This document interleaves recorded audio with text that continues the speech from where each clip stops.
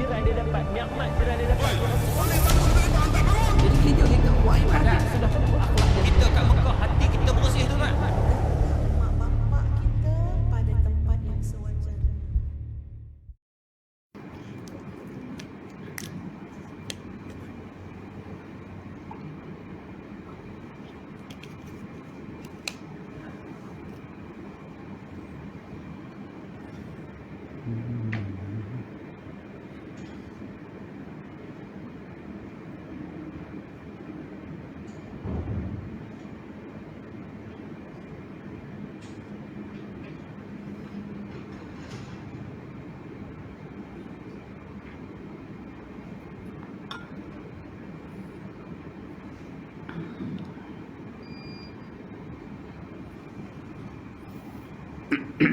Astaghfirullah. أعوذ بالله السميع العليم من الشيطان الرجيم. بسم الله الرحمن الرحيم. السلام عليكم ورحمة الله وبركاته. الحمد لله رب العالمين، وبه نستعين نحمده ونستعينه ونستغفره، ونعوذ بالله من شرور أنفسنا ومن سيئات أعمالنا. من يهده الله فلا مضل له، ومن يضلل فلا هادي له. أشهد أن لا إله إلا الله وحده لا شريك له، وأشهد أن سيدنا محمدا عبده ورسوله. اللهم صل على سيدنا وحبيبنا وشفيعنا وزخرنا وقروتنا ومولانا محمد صلى الله عليه وسلم، ثم إلى أرواح أزواجه وأصحابه والتابعين وتابعيهم بإحسان إلى يوم الدين. اللهم افتح علينا حكمتك وانشر علينا من خزائن رحمتك يا أرحم الراحمين. اللهم ارزقنا فهم النبيين وحفظ المرسلين وإلهام الملائكة المقربين، والحمد لله رب العالمين. ثم أما بعد. Baik tuan-tuan, puan-puan rahimakumullah, mudah-mudahan kita dalam kasih dan juga sayang Allah Subhanahu wa taala, ucap syukur kepada Allah Subhanahu wa taala kerana Allah masih lagi memberi kesihatan kepada kita, walaupun ada di kalangan kawan-kawan kita diuji dengan virus corona dan sebagainya. Ada yang pergi meninggalkan kita. Saya ada keluarga yang pergi hanya disebabkan oleh corona ataupun virus yang kita tak nampak pada skala mata biasa kita. Tapi itu kekuatan Allah, kehebatan Allah Subhanahu wa taala. Kakak ipar saya dan usia yang muda, 40-an, kawan saya umur 40-an juga. Banyaklah yang sakit dan sebagainya. Jadi syukur yang kita dah ada ni, Allah bagi kesihatan kepada kita. Dan Allah telah memudahkan untuk kita datang ke rumah Allah semula setelah ditutup. Bukan tutup untuk sembahyang Jumaat 2-3 orang, tapi tutup untuk ramai. Mungkin kita tidak termasuk dalam golongan berkenaan. Allah uji kita, nak tengok hati kita ini adakah kita ni golongan yang disebut rajulun qalbuhu ma'allakum bil masajid. Mereka yang mana hatinya terikat, tergantung di masjid. Itu ujian dia. Sebab kalau orang yang qalbuhu mu'allaq bil masajid, dia akan berada di rumah Allah, akan berada di hamparan sejadahnya sebelum masuk waktu, ataupun setelah azan dia akan berada di rumah Allah Subhanahu wa taala. Dia akan ada di sana. Jadi itu ujian. Bila kita berjemaah di rumah, kita mungkin kalau maghrib 7 minit, mungkin kita akan sembahyang maghrib 8-7 minit. Dan isyak 8-17. 10 minit. Bukan sebelum masuk waktu maghrib. 10 minit sebelum masuk waktu isyak. Ataupun asar 10 sebelum maghrib. Itu yang berlaku. Yang berlaku buat yalah, di rumah ni buat ujian banyak di rumah. Ujian terlalu banyak di rumah. Kalau buat sembahyang ni nak istiqamah di awal waktu memang susah. Saya lah, mungkin tuan-tuan okey lah kot. Payah. Lepas tu kita pergi sembahyang di rumah Allah, kita akan lebih berjaga-jaga. Di rumah ni kita nak solid, betul-betul nak suruh anak kita yang kecil azan, nak suruh yang besar qomat, susah. Kata ni ujian Allah, adakah aku ni golongan yang mana qalbi ataupun qulubuna mu'allaqun bil masajid, yang nak dimasukkan dalam syafaat ataupun kasih sayang Allah ketika berada di mahsyar. Itu ujian dia. Jadi ketika mana Allah bagi kesihatan kepada kita, ucapkanlah syukur, alhamdulillah ya Allah, dan Engkau bagi peluang kepada aku untuk datang ke rumah Engkau. Sebab sebagai tanda Allah sayang kepada manusia ini ialah yufaqihu fiddin. Man aradallahu bi khaira yufaqihu fiddin. Kalau Allah nak kita jadi baik, Allah akan bagi faham kita agama. Nak faham agama, kena datang majlis agama. Majlis yang ada macam ni lah. Kalau kita tak datang, tak dapat. Itu kaedah dia ada. Jadi kalau kita tengok orang yang datang ke rumah Allah, dia nak belajar agama, itu tandanya Allah nak dia jadi baik. Tiba-tiba dia tarik diri, tak nak datang, maka dia menolak apa yang Allah nak berikan. Allah nak beri, man aradallahu bihi khaira yufaqihu fiddin, bagi faham agama. Kalau Allah nak dia jadi baik, Allah akan bagi faham agama. Adapun kalau Allah tak nak, tengok Allah kata apa ni, yaj'al sadrahu dayyiqa ka'annama yas'adu fis sama'. Kalau Allah tak nak dia jadi baik, Allah bagi dia rasa nak belajar tu macam yas'adu fis sama', seperti orang yang nak mendaki naik ke langit. Susah, keluh kesah. Bila baca khutbah panjang dia mula peluh. Allah, lamanya khutbah, dah lah tak sedap. Aduh, mula kisah. Ataupun orang kuliah dah masuk waktu isyak, awak tak tahu, tak suruh azan ke apa, kita terus baca kitab dia, kita pun bergelisah. Yas'adu fis sama', seperti orang yang naik ke langit, gedebar tipu. Kalau lama dia nak habis, keluar kesah dia, nak keluar AJK seorang. Tak tahan dalam hati. Oh, lain kali aku tahu ustaz ni, aku tak mari dah. Ustaz ni kalau yang ngajar panjang malah aku. Tu payah, jadi payah. Bukan kalau Allah nak jadi baik, dia mudah, tenang aja. Pukul 9 tak putih lagi, tak apalah, macam mana. Biasa pun kalau balik rumah pun duduk sembang, pukul 12 baru tidur. Dia tenangkan hati dia. Tapi orang yang payah Allah nak jadi baikkan dia ni, jadi dia payah. Yas'adu bis sama', seperti orang yang mendaki ke langit. Tinggi sangatlah mendaki bukit Sarjana Hijau. Mendaki pucuk sekali tu. Tu pun ada hiburan. Ada hiburan. Tengok cepik sana cepik sini, cepuh sana cepuh sini. Tanya pian lah, dia selalu naik. Tak naik je. Cepik. Pakai seluar legging. Tak tengok rugi. Lepas kuliah subuh naik atas bukit Sarjana Hijau. Tak tengok. Tak kira lah Cina ke India ke Melayu pakai seluar getah tu. Ramah betul. Saya beritahu polis itu, kata minta lesen dengan perbadannya jaja aiskrim dengan air mineral cukup lah. Air isotonik lah, satu lagi piku tak belakang geding pusing. Kan Putrajaya boleh meniaga tapi jaga kebersihan. Dia pun jual aiskrim. Boleh ke dia? 40 batal sehari. Orang turun daripada jogging tu, kalau nasi lemak tu, dia pedas situ je nasi lemak. Tak percaya tengok lepas tu dia kedai mamak. 2 buku. Nasi lemak telur penuh. Bukan telur belah 8. Telur penuh, sebutir-sebutir. Kolesterol naik 7,000. Bakar 700. Allahu Akbar. Banyak sangat itu, mata-mata. Nak ceritanya, yas'adu, penatnya nak naik ke langit, penatnya nak mendaki. Begitulah orang yang Allah tak nak dia jadi baik, bila hidup ada majlis ilmu, dia jadi keluh kesah, jadi sebab, jadi macam-macam lah rasa dia.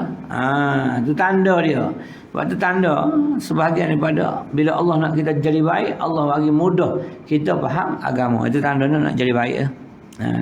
Itu tanda Allah sayang. Kalau kita tak ada yang tu, cepat-cepat cari sayang Allah Subhanahu Wa Taala. Maka bila kita ambil jalan ni, iaitu jalan kebaikan Allah Subhanahu Wa Taala, jalan Allah nak suruh kita jadi baik, kita pegang betul-betul lah. Pegang betul-betul, ya Allah, aku nak jalan ni. Tuan-tuan, Allah sebut dah, ana inda zanni abdi bi. Aku ni kata Allah mengikut sangkaan hamba aku.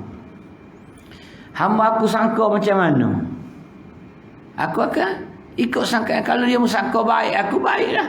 Tapi kalau dia sangka tak baik, tak baiklah. Gitu. Jadi kita dengan Allah Ta'ala hendaklah bersangka baik.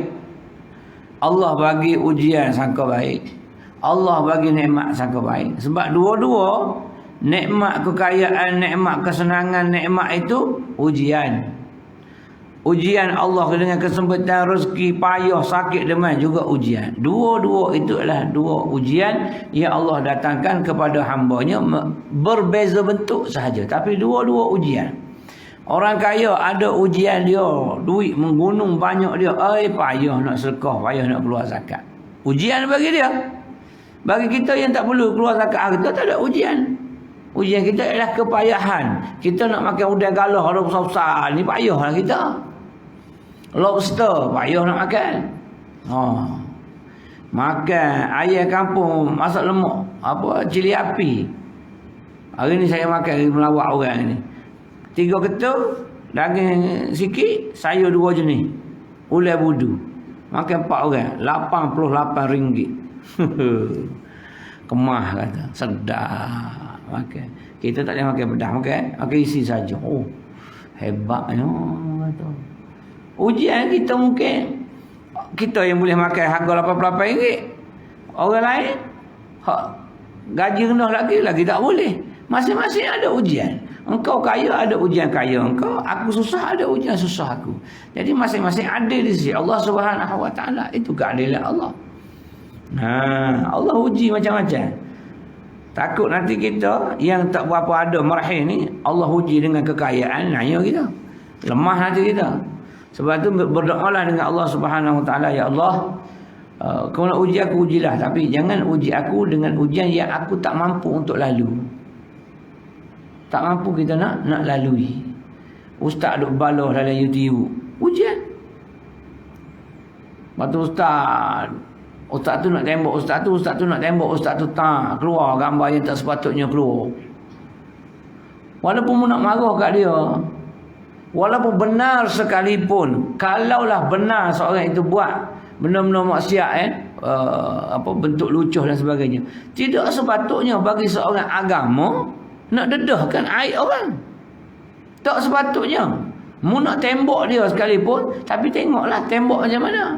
Memang tembak personal, tetapi dia tetap buka aib orang. Kau tunggu di pada mahsyar lagi, seorang yang buka aib manusia atas dunia. Kita nak sorok aib, tapi dibuka aibnya. Bila yang dia buka aib, dia akan buka aib lain pula. Beraib-aib lah. Yang akan jadi memalukannya ialah para ustaz, para agamawan akan malu. Saya sendiri akan malu, saya malu. Ustaz tu sunat tangkap masuk kena pemberita media biasa ya. Dia dapat belum bersalah lagi, tapi dah gembar-gemburkan kerana mencabul pelajar lelaki. Kalau sekalipun dia buat, tak perlu nak war-warkan, tak perlu nak heboh dan hebohkan. Sebab kita wajib menutup aib saudara kita, bukan orang lain, adik-beradik kita lah tu kira saudara kita. Tapi dak kita bila nak marah ni, kita akan buka habis. Macam isteri lah, dia nak marah kat suami dia, dia buka habis aib dia kepada orang lain. Suami pun sama juga cerita kat orang aib isteri kita. Sebab apa? Sebab nak marah punya pasal. Ada kes berlaku pun, agamawan sama agamawan bertelagah atau isu apa kita tak tahu, maka disebarkan benda yang tak patut disebarkan. Yang kita pula dapat pula benda tu, kita pun ting sebar pula. Aku dapat gambar dia tu, tengok dok apa. Sebar pula gambar yang tak sepatutnya tersebar. Mungkin muka dia benda lain, mungkin dia sungguh. Kalau dia sungguh sekalipun, tidak selayaknya untuk kita sebarkan. Kerana memang larangan daripada Allah Subhanahu Wa Taala, jangan menyebarkan aib-aib sesama kita. Jadi tolong jagalah. Aib apa sekalipun tak boleh kita nak sebarkan.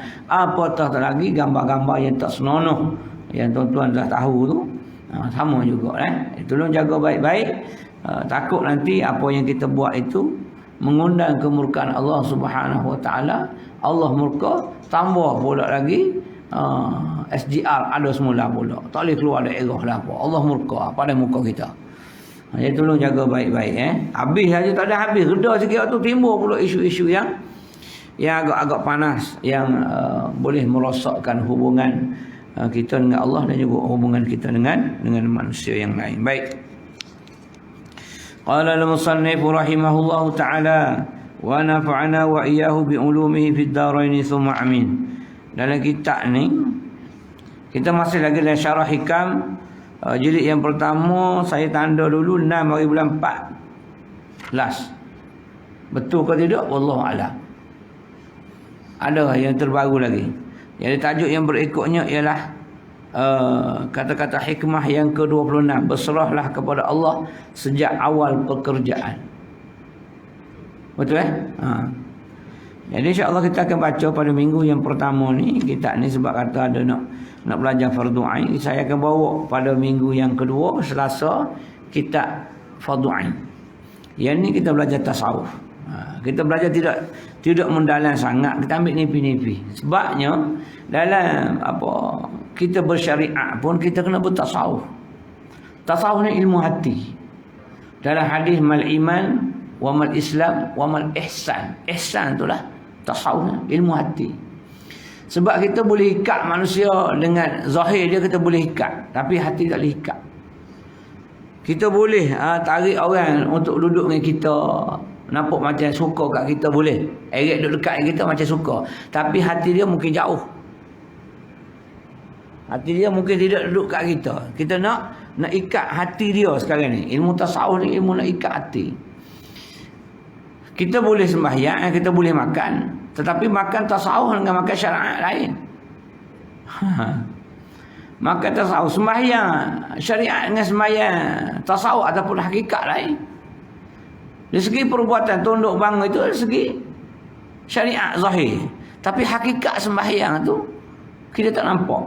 Tasawuf yang akan mengajar hakikat ketundukan kita kepada Allah, kenapa adanya rukuk, kenapa adanya sujud dan sebagainya. Itu nak mengikat hati. Bila hati dah terikat, payah kita nak lepaskan. Sebab tu orang-orang jahat dia ikat hati-hati perempuan itu menggunakan sihir. Dia nak ikat hati perempuan cara biasa tak dapat. Lalu dia menggunakan khidmat tukang-tukang sihir. Maka akhirnya hatinya terikat. Buang saudara, buang adik-beradik kerana hatinya telah terikat kepada al-bangl ataupun al-bakit atau al-nipali. Terikat dia kerana sihir. Sebab tu kita boleh belajar sihir untuk merungkai sihir. Seorang itu boleh belajar sihir untuk merungkai sihir balik. Sebab seorang yang belajar sihir, dia tahu cara-cara untuk sihir, dia akan rungkai sihir itu supaya orang yang tersihir itu selamat ataupun sembuh daripada sihir. Dia buat sihir itu untuk mengikat hati orang, untuk khianat, untuk menyakit, untuk membunuh dan sebagainya. Maka hati ini perlu kepada adanya bacaan, semayang, siraman, dalaman. Sebab tu bila kita semayang, maka nilai tasawufnya ialah nilai kepada kekhusyukan. Berapa banyak kita khusyuk, maka itulah nilai darjah di sisi Allah Subhanahu wa taala. Sebab tu kita tak boleh luput daripada belajar tasawuf, kerana dalam hadis panjang Jibril itu mal iman wa mal islam wa mal ihsan.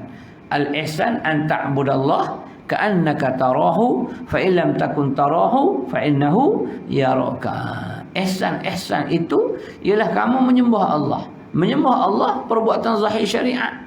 Sembahyang sebagai contoh, tawaf sebagai contoh.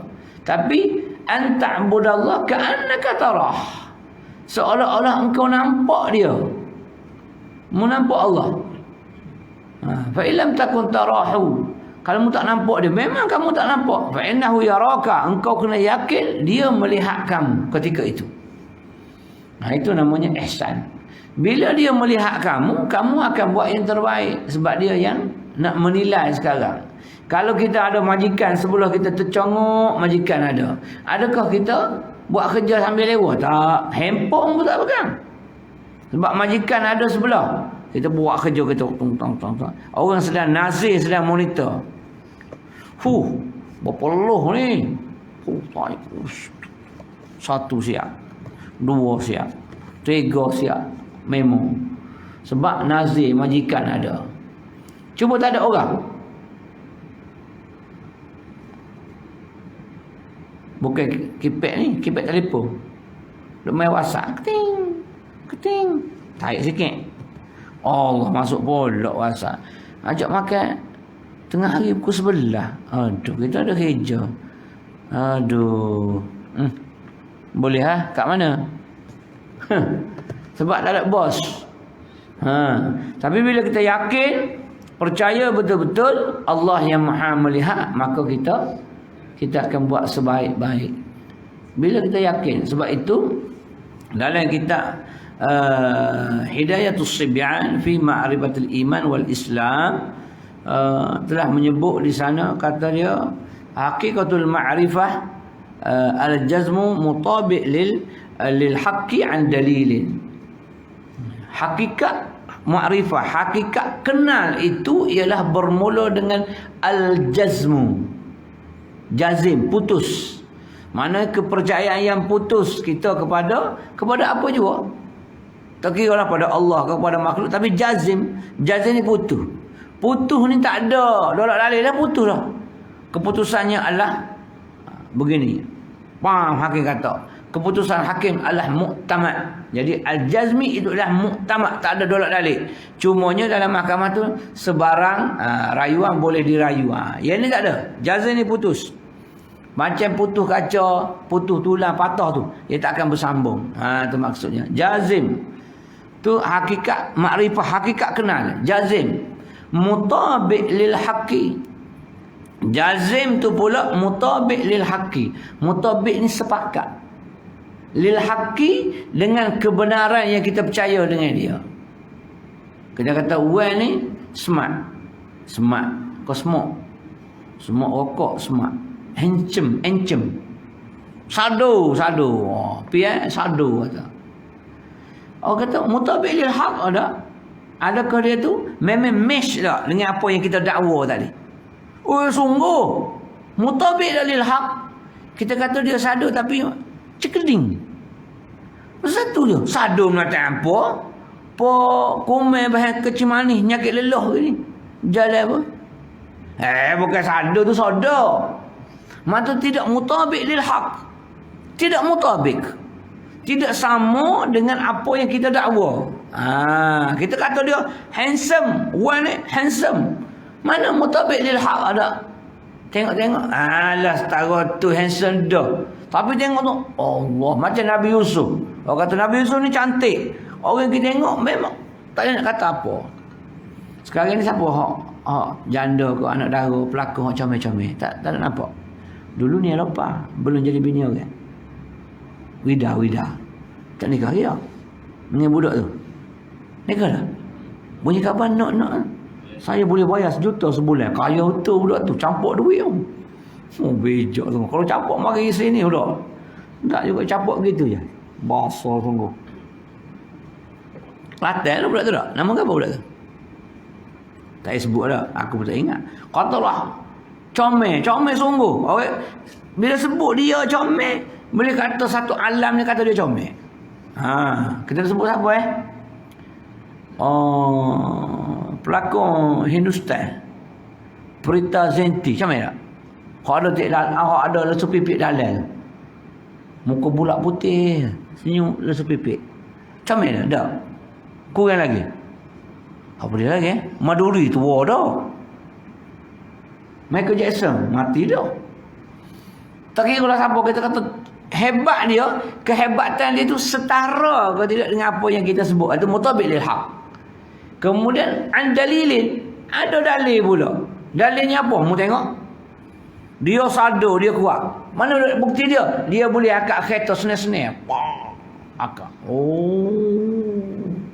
Kita kata percaya betul-betul. Kita kata Malik Noh bina badan Malaysia. Betul. Semua orang tanya Malik Noh bina badan. Malik Noh bina badan dia cantik. Mutabik lil haq. Ada dalil. Dalil bukti dia telah menang pertandingan bina badan seluruh dunia 3 kali betul-betul. Ada dalil. Jadi percaya kenal Allah Ta'ala mesti subutun bidalil. Kalau tidak mu akan jadi taklid. Isa dah. Awam. Sikit baru nak baca. Mutabik lil haq. Maknanya kita percaya jazim betul Allah ni kuat. Mutabik lil haq. Allah jadikan cakrawala alam. Dalilnya alam yang Allah buat ni, matahari dengan apa ni, bulan tak pernah bertembung. Siang malam bertukar, tak pernah salah. Bila salah? Bila berlaku nak kiamat baru salah. Maknanya ada dalil yang membuktikan Allah itu betul-betul perkasa dan kuat. Tukar ada dia. Mana tukar azan mana? Tak ada. Oh, meh, azan dulu. Azan, lepas tu kita sambung sikit.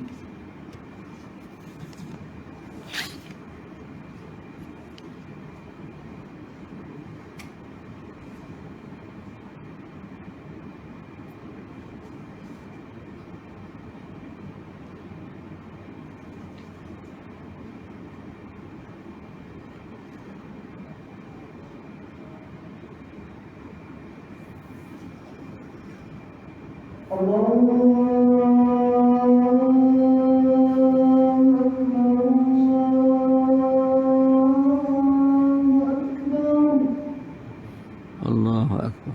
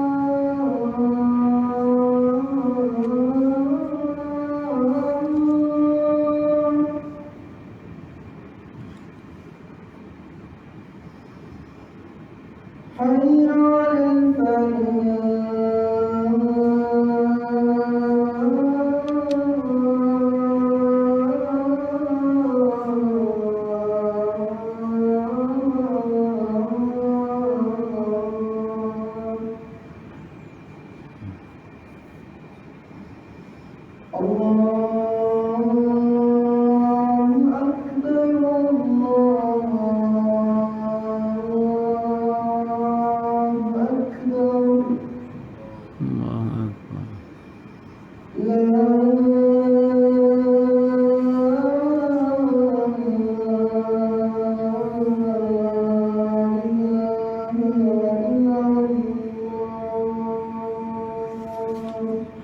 ilaha illallah.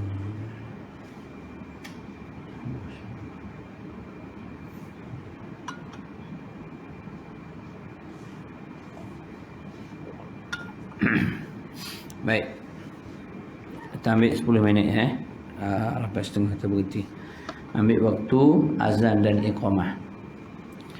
Baik, al-jazmu al-mutabiq lil haqqi an dalilin. Mana kita yakin, pertama sekali kita percaya betul-betul Allah ini kuasa. Betul, tak ada lah Yazim putus. Aku mau memutuskan bahawasanya Allah itu maha kuasa. Mutabiq lil haqq. Benarlah apa yang kita dakwa. Dengan adanya bukti Allah menjadikan alam ini, Allah menjadikan bukit buka, Allah mengatur gerakkan segala cakrawala ini dengan sebaik-baik tanpa bantuan apa-apa pun. Nah, itu maksud dia hakikatul ma'rifah, hakikat kenal yang sekenal-kenalnya. Baru tahu hakikat. Saya nak kenal orang, hakikat betul ustaz kenal dia, kenal. Mana tak tahu dia pengurusi Ridwan. Dia kerja mana? Dia kerja situ. Anak berapa? Anak ni. Bini berapa? Ada 3 orang. Bini kata nak 4 orang pula. Contoh dia. Kenal lah tu? Belum. Tak kenal lagi. Nak kenal lagi. Kenal. Tanya pula isteri dia. Macam mana orang? Kau mau dia. Kat rumah dia suka telanjang tak? Oh, balik kerja telanjang. Pakai spender gede-gede. Kadang-kadang tu beg batu sebelah. Kau turun kan lanjut lah. Contoh. Oh, dia ada kurak atas belakang. Bini dia tahu. Ada kurak atas belakang ustaz. Ada kurak tai babi kau tengok anjing tahu. Bertopok-topok atas belakang ustaz. Oh, jenuh. Bau minyak tanah. Gahar, gosok-gosok. Tak hilang juga. Siapa gitu sekali saya nak kenal orang. Kenal dah. Hakikat kenal betul. Tak lagi. Tanya pula mak ayah dia. Orang tu Allah masa kecil kan. Ada. Budak tu telanjang bogel. Sok mau balik kalau. Berak begitu lah dulu tak ada tanda ke berak. Ayah ada pagu. Tengah berak ayah ke bahan. Tarik dah punggung. Oh, tak ada lah budak tu nakal masa kecil dulu ustaz. Oi. Lah ni jadi pengurusi seorang mujulah dia. Bukan orang ni. Okey. Jangan marah nak marah tu. Gerak misal-misal. Contoh dia, nak contoh mudah. Mata kenal lagi. Oh, dia Allah kecil mula kat masa 40 tak menang ni dia. Contoh. Hakikat kenal belum lagi. Tanya pula kawan sepermainan dia pula di sekolah pula. Oh weh. Allah sekolah tadi kamu lah kak. Nyembubuh kaca butir dalam hidung, sombak hidung, nano hidung tu nakal pula tu. Kawan kita tanya pula hak universiti pula, tanya pula hak pejabat. Habis dah ruang kita tanya, baru kita tahu hakikat. Inilah ruang yang sebenarnya. Maka Allah Subhanahu Wa Taala pun begitu juga. Lebih-lebih lagi kita nak kenal dia. Bukan hanya melalui sifat 20. Boleh. Salah satu jalan kenal dia ialah melalui sifat 20. Yang kita belajar. Allah wujud keadaan bakar. 20 sifat mustahil. 1 sifat harus. Contoh dia. Gitu. Kaedah dia. Ada lagi jalan lain? Ada. Tengok kepada alam ni. Oh besarnya Allah, hebatnya Allah Ta'ala. Maknanya banyak jalan dan banyak cara kita nak dapat hakikat kemakrifatan, hakikat kekenalan. Nak kenal sebenar-benar, kenal. Kita kenal Allah Ta'ala, kita kata Allah Ghafurur Rahim. Allah ni pengampun lagi penyayang. Betul? Tapi kita kenal Allah Ta'ala Syadidul Iqab. Kita kenal Allah Maha Pengampun, tapi kita tak kenal Allah itu Maha Pengazab. Aku ni kata Allah Ta'ala Ghafurur Rahim. Aku pengampun dan aku penyayang kepada hamba-hamba aku. Tapi bila hamba aku tak dengar kata, lepas kata dah, mu jangan buat. Kalau mu buat juga mu kena taubat. Tak dengar juga, siapa lah mati. Mati saja Syadidul Iqab. Aku akan azab kau dengan seberat-berat azab wahai hamba aku. Sebab aku dah janji dah. Jadi kita kenal Allah. Allah ni pengampun dan juga Allah ni Maha apa? Syadidul Iqab. Maha pembalas. Dia balas sungguh. Nak mati tu, masa nak mati tu dia balas dah. Kau tarik sakaratul maut tu macam cabut kulit kepala, macam cabut daging daripada kulit. Sakit menggelupur. Orang yang tak nampak. Duduk dalam kubur pula seksa lagi, lemah lagi, ditampal, tindih, dipukul oleh malaikat dia. Al-qabru rawdatun min riyadil jannah aw hufratun min hufarin niran. Nabi kata kubur-kubur ni salah satu jalan taman syurga dan juga kawah-kawah neraka. Terserah amal kamu.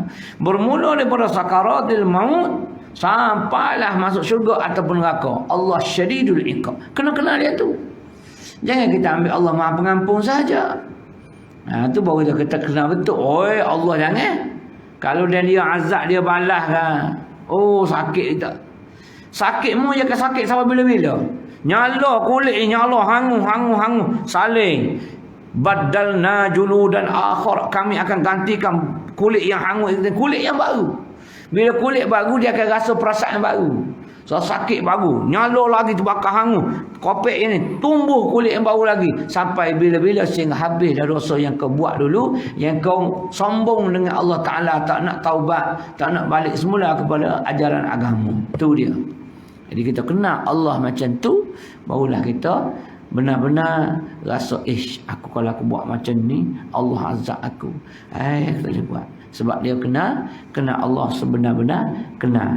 Yang selalu perumpamaan yang saya duk sebut, yang budak kecil yang lempar dalam kandang harimau, dia tak rasa takut apa. Sebab dia tak kenal harimau. Dia duduk atas harimau, dia pegang misal harimau, dia main dengan harimau. Dia tak rasa takut. Harimau duk keling nak makan, kau duk hanya budak. Tak makan contoh dia. Tapi cuba kita letak orang budak. Seorang budak umur 60 tahun. Budak lagi umur 60 tahun. Tak ada lepas oleh kandang harimau. Harimau duduk sini. Duduk bawa luar tu je. Nak bawa mana? Nak bawa kandang harimau. Terberuk, terkecing situ. Minta maaf, minta ampun. Minta maaf, minta ampun. Sebab aku tahu dah harimau tak akan bahan aku, akan makan aku. Sebab takutnya dia kepada harimau. Itu hakikat kita kenal. Jadi kita kena kenal Allah Ta'ala ni. Tanya dia murah, tanya dia penyayang, tanya dia penyobah, tanya dia pemaaf. Ya. Tapi bila dah sampai tepuh dia dah, mu mati dah. Mu tak dengar juga sebelum mu mati tu. Tunggu. Syadidul iqab. Aku balas sungguh. Tu buktinya kita nak kenal Allah dengan sebaik-baik kenal. Bila kita kenal betul, barulah kita rasa gerung dan rasa takut dengan Allah Subhanahu wa taala. Baik.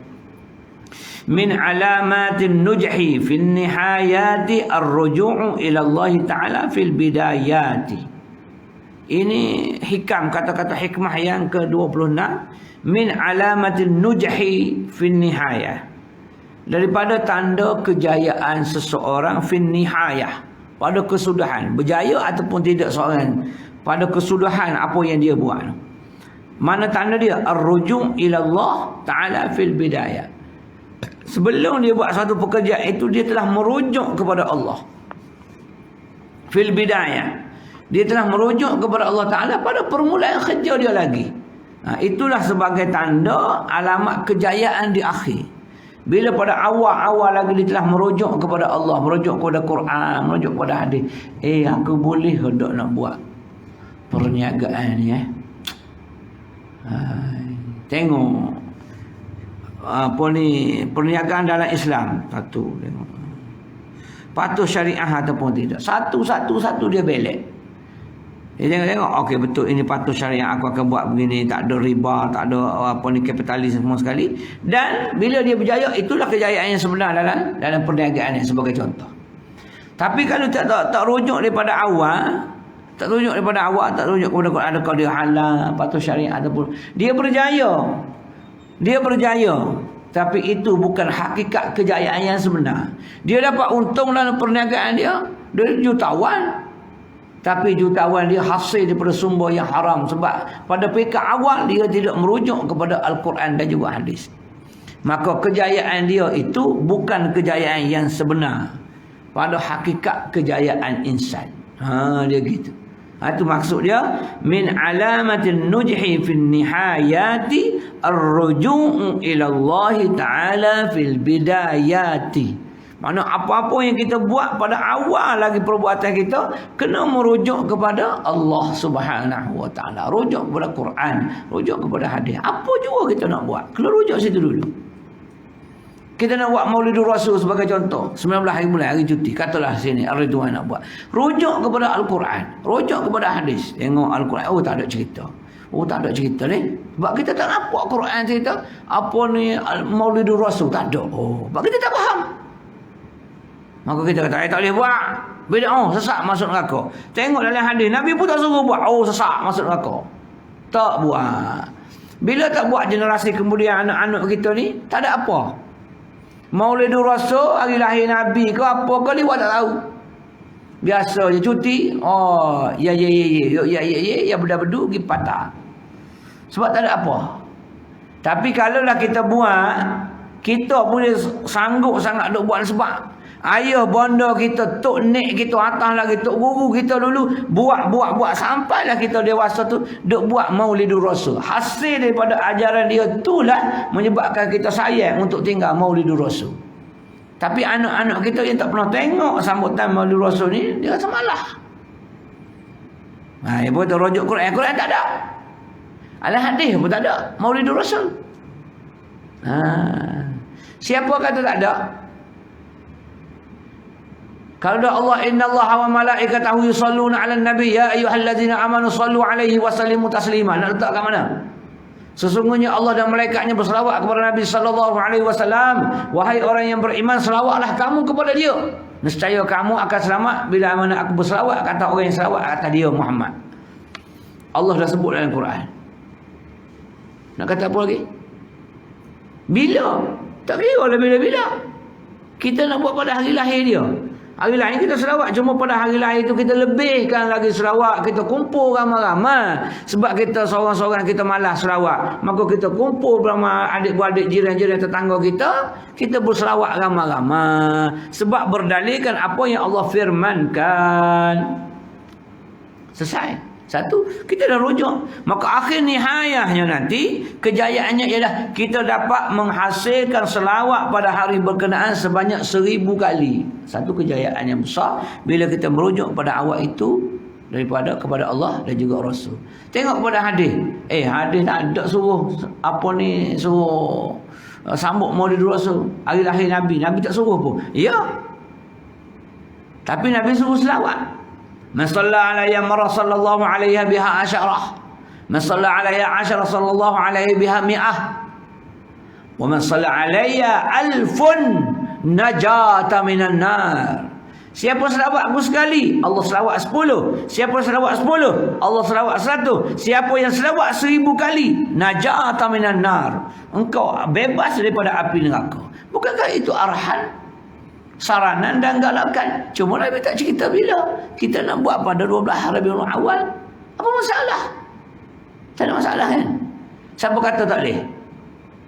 Tak ada masalah. Yang tak boleh kita kata Nabi suruh buat pada 12 Rabiul Awal, itu tak boleh. Sebab Nabi tak suruh. Tapi yang kita buat tu ialah kerana dalil tadi. Cuma kita nak kumpul ramai-ramai supaya kita lebih bersemangat.